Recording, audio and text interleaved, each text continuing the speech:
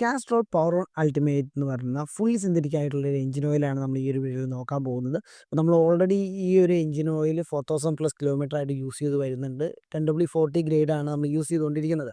അപ്പോൾ ഈ ഒരു എഞ്ചിൻ ഓയിൽ പർച്ചേസ് ചെയ്യാനുള്ള 3 പോസിറ്റീവ്സ് ആയിട്ടുള്ള കാരണങ്ങളാണ് നമ്മൾ നോക്കുന്നത്. ഫസ്റ്റ് വൺ, അഫോർഡബിൾ ആയിട്ടുള്ള പ്രൈസിങ് തന്നെയാണ്. കാരണം ഈ ഒരു എഞ്ചിൻ ഓയിലിൻ്റെ പ്രൈസിങ് അറൗണ്ട് ഒരു 600 റുപ്പീസാണ് നമുക്ക് വരുന്നത്. ഇപ്പോൾ ഓൺലൈനിലും അതുപോലെ ഓഫ്ലൈൻസിലും അവൈലബിൾ ആണ്.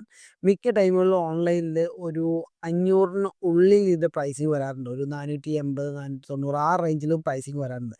സോ അങ്ങനെ നോക്കുമ്പോൾ ഒരു ഫുള്ളി സിന്തറ്റിക് എഞ്ചിൻ ഓയിൽ 1 ലിറ്ററിന് ആ ഒരു പ്രൈസ് റേഞ്ചിൽ വരുമ്പോൾ അതൊരു അഫോർഡബിൾ ആയിട്ടുള്ള പ്രൈസിങ് തന്നെയാണ്.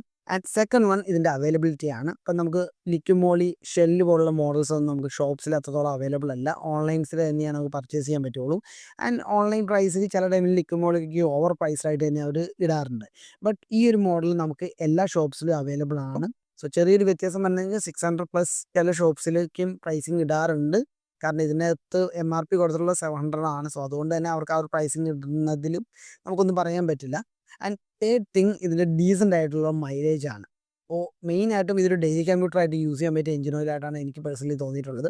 ആൻഡ് ഡീസൻ്റ് ആയിട്ടുള്ളൊരു മൈലേജും ഈ ഒരു എഞ്ചിൻ ഓയിലിൻ്റെ പോർഷനിൽ നിന്ന് കിട്ടുന്നുണ്ട്. സോ ഈ ഒരു 3 റീസൺസ് ആണ് ഇതിലെനിക്ക് പോസിറ്റീവായിട്ട് തോന്നിയിട്ടുള്ളത്. ആൻഡ് ഈ ഒരു എഞ്ചിൻ ഓയിലിന് കുറേ നെഗറ്റീവ്സും ഉണ്ട്. അതെല്ലാം നമ്മൾ നെക്സ്റ്റ് ഷോർട്ട് വീഡിയോയിൽ ചെയ്യുന്നതായിരിക്കും. And follow for more videos. See then, by.